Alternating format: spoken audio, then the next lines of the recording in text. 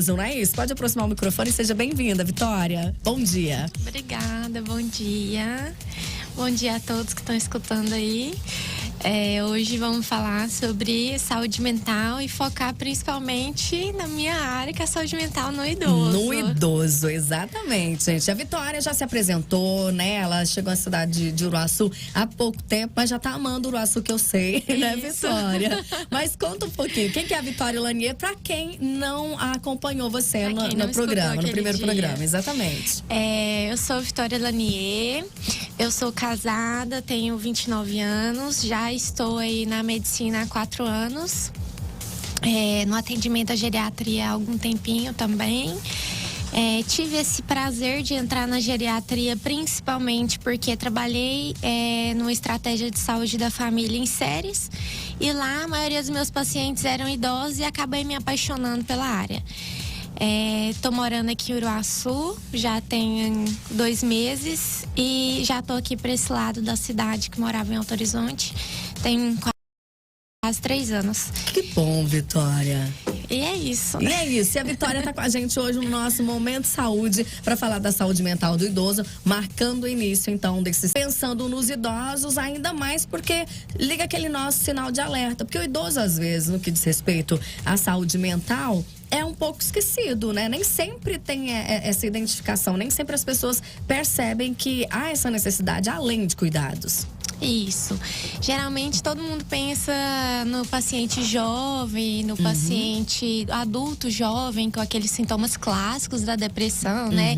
Tristeza, fica mais apático, perde o interesse pela atividade que gostava, e aí lembra-se sempre da depressão, ansiedade, né? E aí costuma procurar o atendimento médico. Mas no caso do idoso, que tende a ser, né, aquele perfil mais quietinho ali, Exato. diminui um pouco as atividades, nem sempre é possível identificar esses sintomas, esses sinais.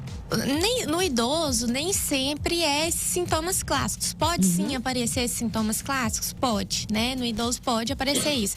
Mas às vezes no idoso vem com uma perda de apetite, um aumento ou perda do apetite, vem com alteração no sono, aquele idoso que você vê que tá dormindo demais ou que tá dormindo de menos, né? Que vem com aquele sono picadinho à noite. Então, é uma investigação que a gente precisa estar fazendo. Aquele idoso que gostava, por exemplo, de costurar e não costura mais. Gostava de mexer com uma planta e não mexe mais. Criar prosa ali, de repente não quer contato mais com ninguém. Não quer mais aquele contato, tá se isolando um pouco mais. Então, são pequenas mudanças no dia a dia do idoso que a gente consegue observar, conhecendo aquele idoso, conversando com aquele idoso, que podem nos levar a pensar. Existe também uma questão que, quando o paciente chega no consultório, principalmente o paciente idoso, né? Vem com aqueles quadros já, tá com muito esquecimento, tá com fala repetitiva, a gente tem que pensar que pode ser um quadro não de demência, mas sim de depressão. Depressão simula demência. Então são quadros que a gente... É um desafio, né? Para o profissional conseguir identificar isso. E tem que ser um profissional, assim, que seja específico na área, mais especializado nessa área, para conseguir ter aquele olhar bem minucioso, para conseguir diferenciar o que seria realmente demência e depressão e não deixar aquilo passar. Profissional que tenha essa habilidade, né? De entender esse comportamento do idoso. Isso, os geriatras têm essa habilidade, o psiquiatra também tem essa habilidade de estar conseguindo diferenciar isso aí, neurologista também, mas às vezes o pessoal da psiquiatria e da neurologia, eles tendem a pensar mais em demência. Esquece um pouquinho o idoso depressivo, porque eles não têm tanto tempo de avaliar o dia a dia do idoso, né? E aí o geriatra já vem nesse olhar diferente, que ele avalia muito o dia a dia do idoso. Já acompanha, inclusive, aquele paciente, uma né? coisa que eu gosto muito de perguntar durante a consulta é assim: o que você faz quando você acorda? O que você faz quando quando você vai dormir? Quais são os seus hábitos de vida? Né? Isso é uma das coisas que a gente, durante o acompanhamento com o paciente, lógico que nenhuma consulta só eu não consigo avaliar isso tudo. Sim. Mas que vai depender, assim, de que queixa que chega pra mim, né? Mas eu vou avaliando isso ao longo das avaliações, ver o que são as rotinas do paciente. Eu vou sempre descrevendo isso no prontuário para eu avaliar a questão de teve alguma mudança abrupta, eu notei alguma mudança abrupta nesse paciente, ou a família me manifestou alguma coisa. O paciente está tendo uma mudança muito grande no sono, o paciente está tendo uma mudança muito grande no apetite, né? E aí a gente vai começar a conduzir isso. Sempre que eu tenho que pensar em algo do corpo mesmo que esteja causando isso, ou algo da cabeça, por exemplo, uma saúde mental que está precisando ser atualizada, né? O paciente que teve uma perda de um ente querido, né? Principalmente idoso, que tem a perda do companheiro, eles têm uma perda, aquilo gera um sofrimento muito grande. Então é uma perda muito grande para eles, né? Alguém que eles conviveram pela vida inteira e que conviveram mais tempo com essa pessoa do que sem aquela pessoa. Então aquilo gera um sofrimento muito grande. Então é algo que sempre a gente tem que ficar de olho, sempre que a gente tem que ficar bem alerta mesmo. Mudança de ambiente também. O idoso que teve uma mudança de casa, aconteceu alguma coisa e foi morar na casa do filho. Isso, né? Porque, por exemplo, é como se perdesse a identidade. Isso, que estava acostumado com aquele ambiente que ele morava e aí foi morar às vezes na casa do filho porque teve uma fratura, teve uma perda, ele ficou sozinho, né? Isso, ficou sozinho e tudo. E aí, né, a casa não estava preparada para ter um idoso e acabou precisando ir morar na casa do filho. Então a gente precisa ficar de olho como que ele recebeu essa mudança. Então, isso tudo tem que ser acompanhado. Olha isso, gente, são desafios, são inúmeros, né? Os desafios. Muita coisa que a gente precisa cuidado, tem que ter esse olhar. O especialista tem que ter esse olhar específico ali, né? Essa habilidade de convivência diária, né? Com o idoso para identificar esses sinais. Gente, a doutora Vitória Lanier está aqui com a gente. Ela que atua também na área de geriatria, né? Tá falando com a gente principalmente na saúde mental do idoso, já que estamos no Setembro Amarelo, que é um mês de alerta aí para cuidado com a saúde mental. E ela escolheu, então, falar da saúde mental do idoso. Aí eu quero perguntar o seguinte, Vitória, já que você abordou, né, diversas situações, inclusive aqui dentro do tema, existem as consequências também do isolamento, né? O isolamento social. Porque na maioria das vezes tem aquela tendência, o idoso, né, depois que ele já tá numa certa idade, né, não é todo lugar mais, né, que às vezes ele consegue ir, né, até mesmo a questão de mobilidade ali, né, mas isolar, né, ele se isolar, isso dificulta ainda mais, atrapalha ainda mais? Qualquer motivo que cause isolamento, uma perda de mobilidade, um pós-cirúrgico, uma mudança para alguma outra cidade, algum outro local de casa. O próprio desânimo, né? Como você mesmo falou. Desânimo do paciente que não queira mais sair de casa. Isso tudo pode causar no paciente, né?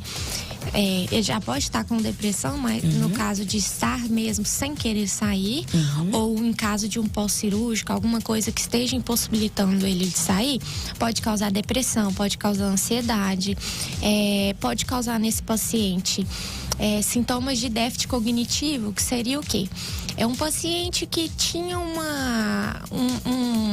um poder de resolver problemas, de conversar, de ter um raciocínio esperto, um raciocínio lógico bem rápido, e aquilo vai ficando identificado, aquela fala vai ficando mais arrastada, aquele pensamento vai ficando lento, né? Aquele raciocínio dependente. Isso, aquele raciocínio vai ficando mais, você vê que vai ficando diferente, né? Um pensamento que não vai ficando tão resolutivo assim. E aí você vê que esse paciente teve isso depois de um isolamento. Muito provavelmente a causa foi aquele isolamento. Pode ser que com a interrupção desse isolamento o paciente melhore com isso, mas pode ser que a gente tenha iniciado um quadro de depressão e nós precisamos tratar essa depressão para que o paciente melhore. Muito bem, gente. Doutora Vitória Lanier está com a gente aqui na Urosso FM. Já aproveito e mando um abraço pro Domingos, que está ligado, acompanhando aí o nosso Momento Saúde. Já que a família identificou tudo isso, né, toda essa mudança no comportamento daquele idoso, seja, né, através de uma perda, seja já sinais aí da depressão, né, ou como você mesmo falou, né, algum processo de saúde, alguma cirurgia, deixou ele quietinho, mas depois disso ele não reagiu, né, ele permanece naquele mesmo estágio ali. O que a família, como que a família pode contribuir aí para melhorar esse quadro? E pode contribuir, inclusive, de que forma que a família pode contribuir, inclusive, com a saúde mental desse idoso, mesmo que ele não tenha, né, passado por nenhuma dessas situações. Mas, Mirtz, ó, tá tudo ok até o momento, mas eu quero evitar que chegue nesse momento aí. Como que a família pode agir, Vitória? A família, percebendo alguns desses sinais, percebendo esses primeiros sinais de que teve isolamento e tudo, a família tem que oferecer primeiramente apoio. Sim. Tem que acolher esse paciente, oferecer apoio para esse paciente. Nem sempre o idoso vai conversar abertamente sobre esses sintomas, no sentido de se referir àquilo de uma forma com que ele fale: eu tô me sentindo depressiva, eu tô me sentindo ansioso, eu não tô me sentindo bem. Nem sempre o próprio paciente está entendendo aquilo que está acontecendo com ele, né? Ele só não está se sentindo da forma que ele se sentia antes. E ele não sabe muito bem se expressar. Então, a família precisa acolher aquele paciente e estimular, né? Estimular a fazer passeio, estimular a sair, se possível, atividade física. Porque a atividade física, ela libera alguns hormônios que a gente chama de hormônios do prazer. E esses hormônios fazem muito bem, que são hormônios da felicidade, hormônios do prazer, Isso, dopamina, exatamente. Aí já temos um auxiliar. Exatamente. Dopamina, serotonina e noradrenalina são os 3 hormônios que quando bem alinhados dentro do cérebro, a gente não tem os sintomas de depressão. E são as principais medicações que a gente tem antidepressivo. O que elas fazem? Elas fazem com que esses 3 hormônios? Esses 3 neuroreceptores, na verdade, que a gente chama de hormônios, né? Mas para facilitar, eles fiquem mais disponíveis, né, no cérebro.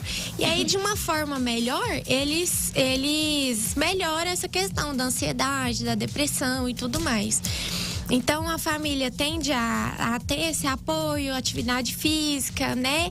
E a família, tendo visto esses primeiros sinais, procurar um apoio médico, assim, um apoio da psicologia, um apoio médico, algum apoio, assim, que ele consiga ajudar aquele paciente, sair daquela situação. Já que você está falando sobre busca de apoio, né? E a gente já vê vários serviços que são oferecidos, né? Principalmente na área da saúde aí, né? Apoios como, por exemplo, terapias, né?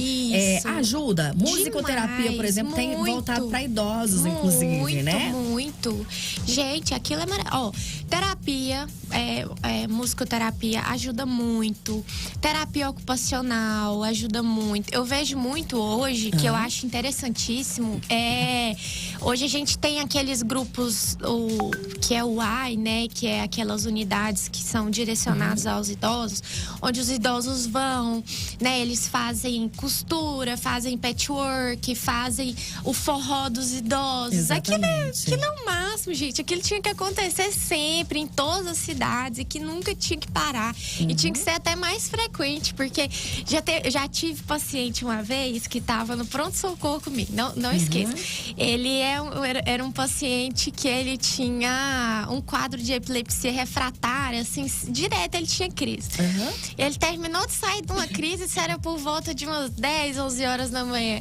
E aí eu conversando com ele, falei assim: tudo bem, o senhor já tá bom? Já tô ótimo, porque eu já tenho que ir pro forró dos idosos hoje à noite. Você falou sobre algo importante, conheço vários idosos, inclusive, que não abrem mão desse momento, forró, esse encontro ali. Isso é né? Exatamente. É muito legal. Inclusive faz parte ali da programação. Não mexa com a minha rotina, né? Da rotina da semana já é o forró dos idosos. Exatamente. Então a família pode estar procurando, né? Essas terapias, né? A musicoterapia, essas atividades, terapias, né? Que trabalhem, principalmente esse cognitivo ali, né? O comportamental também. Eu tenho uma avó que toda semana ela é mais de ficar em casa, mas ela não falta aula de costura, Ó, aula não, é mais uma reunião de costura do pessoal da igreja, que eu acho que lá é mais fofoca do que a costura. Mas é aquele momento Mas ali é um necessário. momento, assim, né, de costura. Aí, as minhas avós também fazem atividade física, as duas. E elas vão pro Pilates, né? 3 vezes na semana. Sim. E vão pra academia fazer musculação Que também. lindo. Aí tem um momento diversão da diversão. dela, de ficar ali. Não é só os se jovens que merecem Vale Night, Não, né? é o momento delas de diversão, de comunicar, de sair, de ter as atividades Exatamente. dela. E tem os momentos delas também. Que bom, gente. Então tem que pensar nisso, esses momentos apropriados ali, né? Isso, Para isso. os idosos criar, né, esses momentos. Criar e os aí, hábitos. pensando ainda, né, em como prevenir ou como melhorar essa condição do idoso, né? A gente dá sequência aqui, principalmente sobre essas estratégias. Você mesmo falou, né?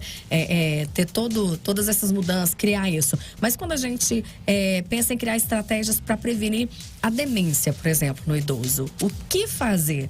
Porque os sinais de demência, eles começam aos poucos, né? Aos poucos. Porque Muito sutis. geralmente o idoso ele já não tem filtro, não é isso? Não. Aí a gente começa a confundir, né? A gente acha que é até isso, né? E de repente, quando você menos espera, já tá até num momento acelerado ali da demência, não é isso? Exato. Assim, a família notou que tá tendo um comportamento diferente, o ideal é realmente fazer um acompanhamento. O ideal sempre, de verdade, é fazer um acompanhamento especializado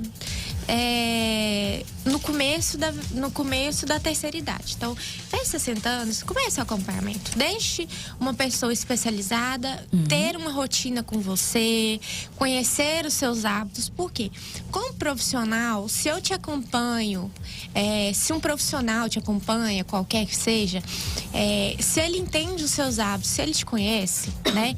Ao acontecer alguma mudança, ele logo acende uma luzinha amarela ali e já inicia alguma coisa. Os exames de rotina estão aí para isso também, né? Identificam precocemente algumas coisas. Ok, o paciente não teve esse acesso. Então vamos lá. A família notou que teve uma mudança. Vamos levar para um profissional avaliar.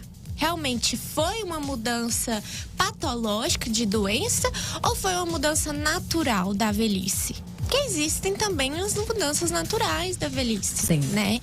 Então, vamos entender o que foi. Sendo algo que a gente possa melhorar, a gente melhora. Tratamento hoje de tanto demência como depressão e tudo mais, tem como base, né, tratamentos medicamentosos e não medicamentosos. Medicamentoso, ok, o médico vai lá, prescreve, você vai ter que vir acompanhar e tudo mais. Tem o não medicamentoso, onde a família precisa participar muito. Que seria, tem as terapias, tem atividade física, tem a comunicação e participação da família. Por quê? O idoso precisa do cuidado da família. Mas a minha mãe não lembra que eu vim aqui, tá com Alzheimer avançado, minha mãe não lembra que eu vim aqui. Se eu passar uma semana sem vir, se eu vim todo dia, ela não lembra.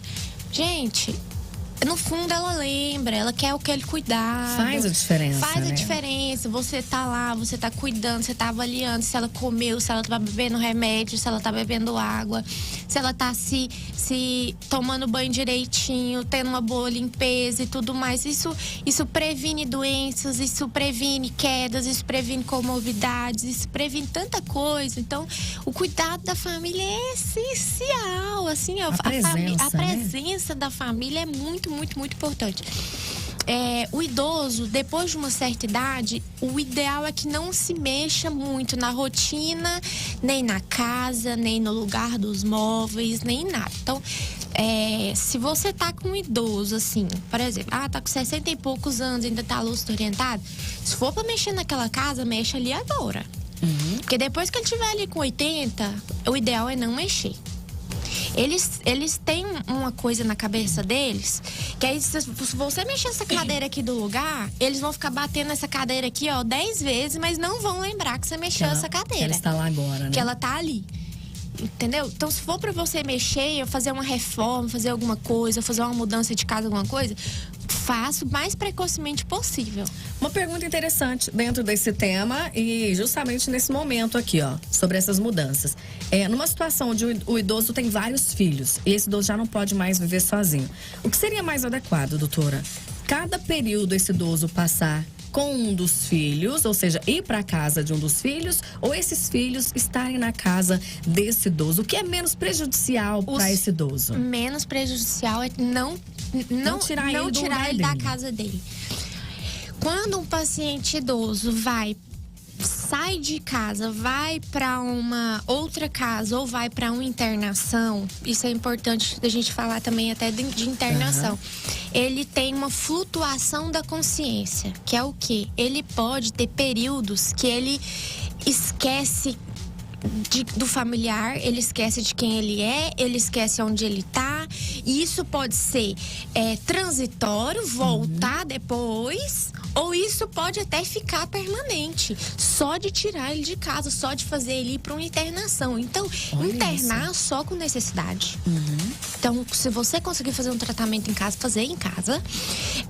Transferir ele de casa só com necessidade, não transferir, porque isso não é bom pro idoso. Ou seja, para quem já está iniciando nessa situação, uma fase de demência, isso vai acelerar ainda mais. Acelera e muito. Então, não é o ideal. Mas, por exemplo, tá com um quadro infeccioso muito intenso, precisa realmente da internação? Tem que internar, não tem jeito. Você não vai tratar ele em casa e deixar piorar. Mas, por exemplo, é um quadro que podemos tentar fazer um tratamento em casa. Podemos Hoje tentar... tem muito disso, né? Esse atendimento a idosos em casa, né? Isso, eu posso tentar um tratamento em casa, vou reavaliar com 3 dias, 5 dias, né?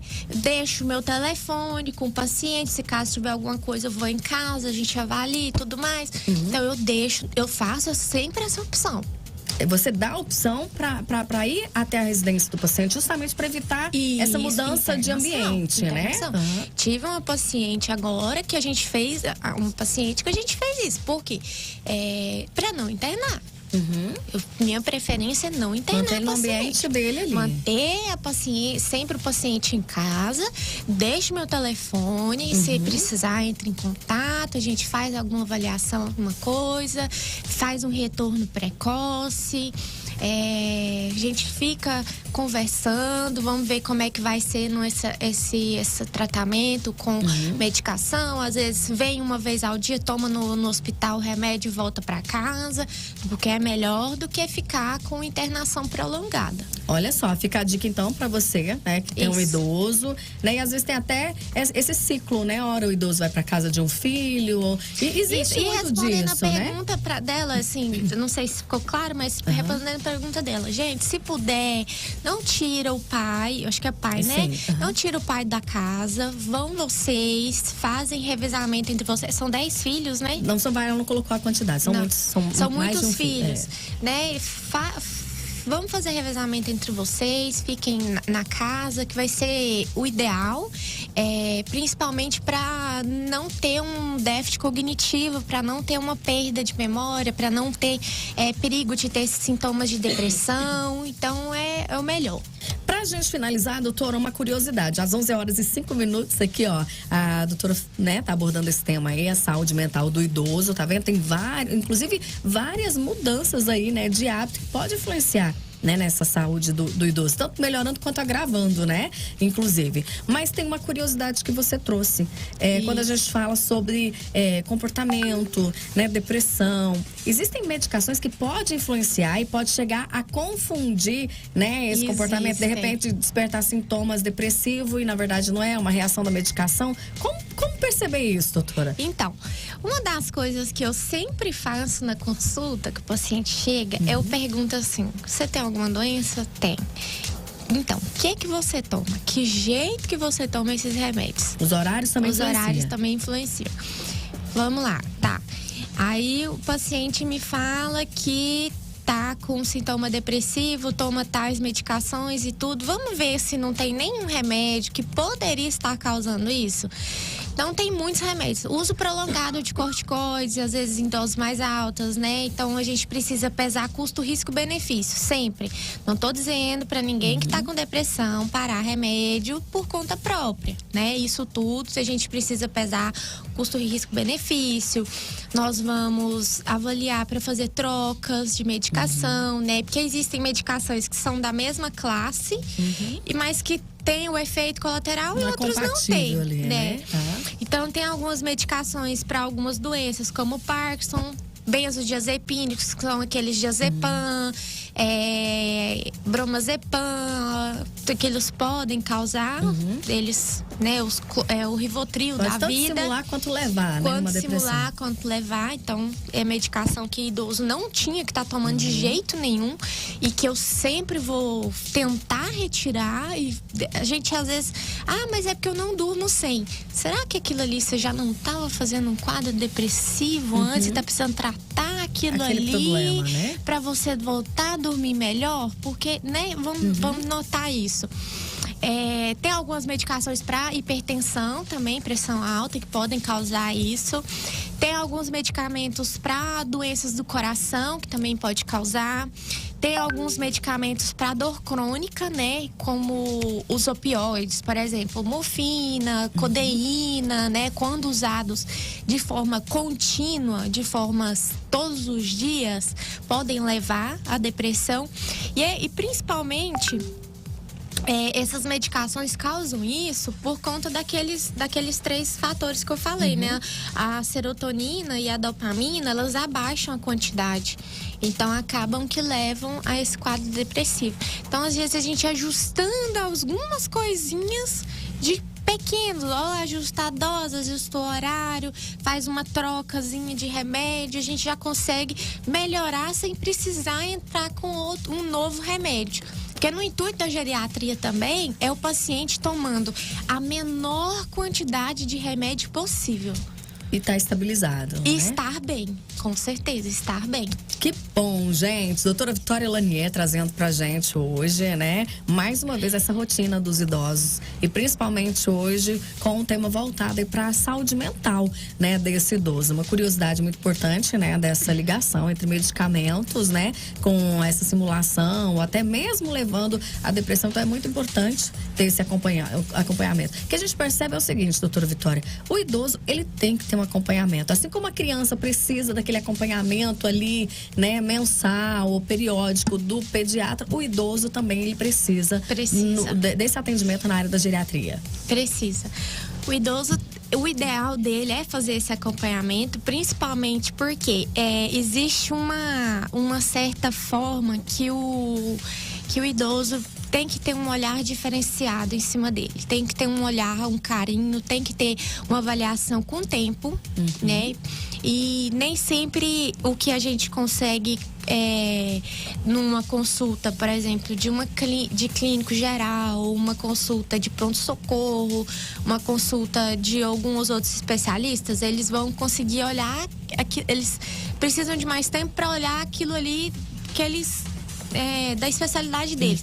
O geriatra não, o geriatra, a especialidade dele é olhar o idoso, né? É olhar o bem-estar do idoso, é olhar o idoso, é avaliar as medicações que o idoso está usando, ver se está tudo ok, se o idoso pode realmente usar aquilo ali.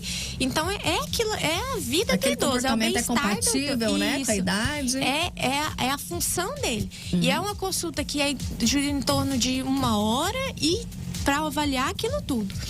E é um acompanhamento que tem que ser contínuo. É um acompanhamento que tem que ser continuado. Até a gente conhecer o paciente, depois a gente começa a espaçar mais as consultas, dependendo da idade, dependendo do como é que o paciente já tá, se já fez os ajustes que tinham que ser feitos, né?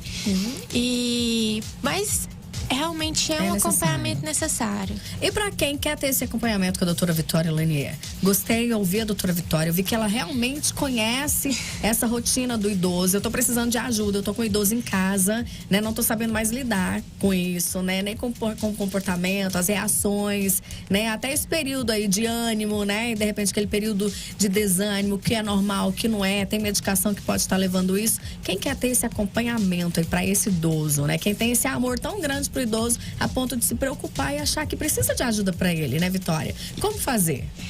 Eu atendo segunda e quinta no Laboratório Biocenter, que é em Alto Horizonte, Campo Norte.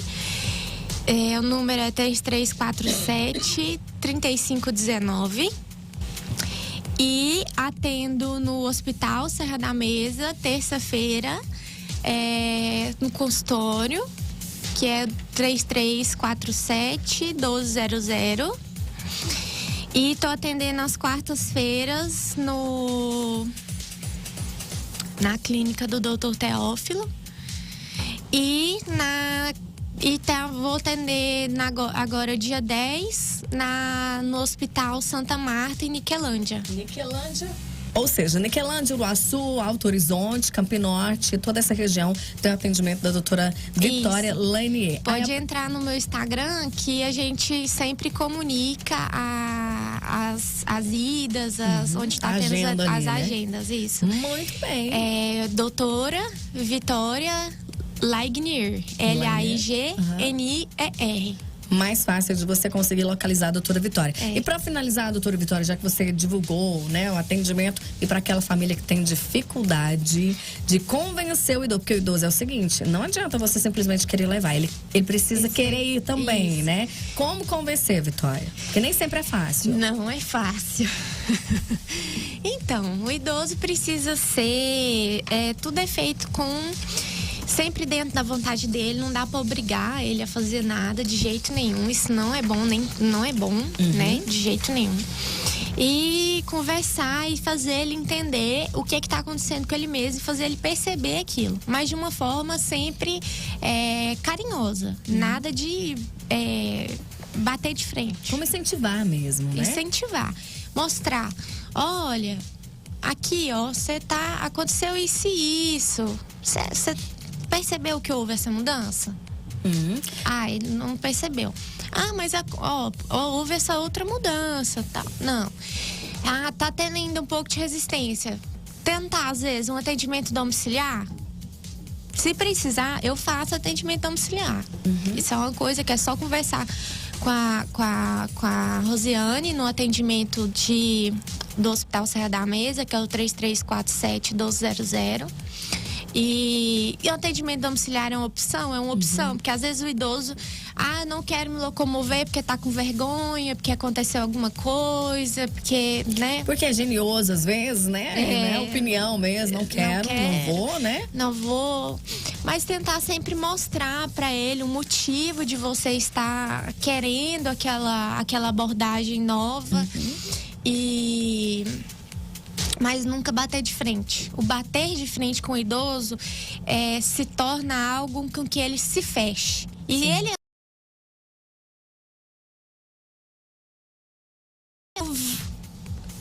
eu não consigo avaliar aquele paciente. Ele não consigo se abre, ver né, aquele paciente. Eu preciso que ele esteja de mente aberta, para eu conseguir conversar, para eu conseguir trocar uma ideia tem com ele, de confiança entender. Ali, né? Isso, para ele conseguir confiar em mim e me contar alguma coisa, eu conseguir puxar. E tratá-lo. Exatamente. Muito bem, gente. Doutora Vitória Lanier com a gente aqui hoje na Urosso FM, iniciando aí esse mês de Setembro Amarelo, trazendo um tema muito importante, que é a abordagem, né, da saúde do idoso. Doutora Vitória, você exemplificou, eu tenho certeza aqui, que várias situações que os nossos ouvintes vivenciam, né, principalmente para quem tem idoso em casa, né, essa teimosia, né, essa mudança de comportamento, não querer, né, buscar ajuda, né, essa independência, né, querer ser independente mesmo sendo totalmente, né, dependente, né, e como isso é diferente, como tem que ser realmente uma abordagem específica, tá? Muito bom receber você mais uma vez aqui na Urosso FM, agradeço imensamente por encontrar um espaço para estar conosco aqui e quero ter sua presença mais vezes, tá bom? Se você é idoso, apresenta algum desses sintomas, se você tá tendo, se identificou com algum desses sintomas, procure ajuda, né? Não deixe passar, procure ajuda de um profissional, procure ajuda da família, converse com a família, se abra, converse, não se isole, e procure ficar bem. né? Isso é o mais importante. Esse Setembro Amarelo serve para isso, para a gente identificar, para a gente conseguir prevenir melhorar essa saúde mental, prevenir essa piora da saúde mental e tentar melhorar ainda mais a qualidade de vida, principalmente dos idosos aí, que foi meu tema hoje. Muito bem, Vitória Lanier com a gente, abordando o tema saúde mental do idoso nesse Setembro Amarelo, né? E eu agradeço mais uma vez então a sua participação nessa quarta-feira, 3 de setembro, a gente abrindo aí a agenda do mês aqui de setembro no nosso quadro Momento Saúde. Vitória, mais uma vez agradecida por estar com a gente aqui, super grata, viu? Obrigada. Vitória Lanier, então, encerrando o nosso Momento Saúde de hoje às 11h17. Na próxima quarta-feira tem mais, tá? E eu espero você aqui. Na sequência vem pra você, ó, Ana Castelo. De manhã, à tarde ou à noite. Só dá a melhor. Uruaçu FM.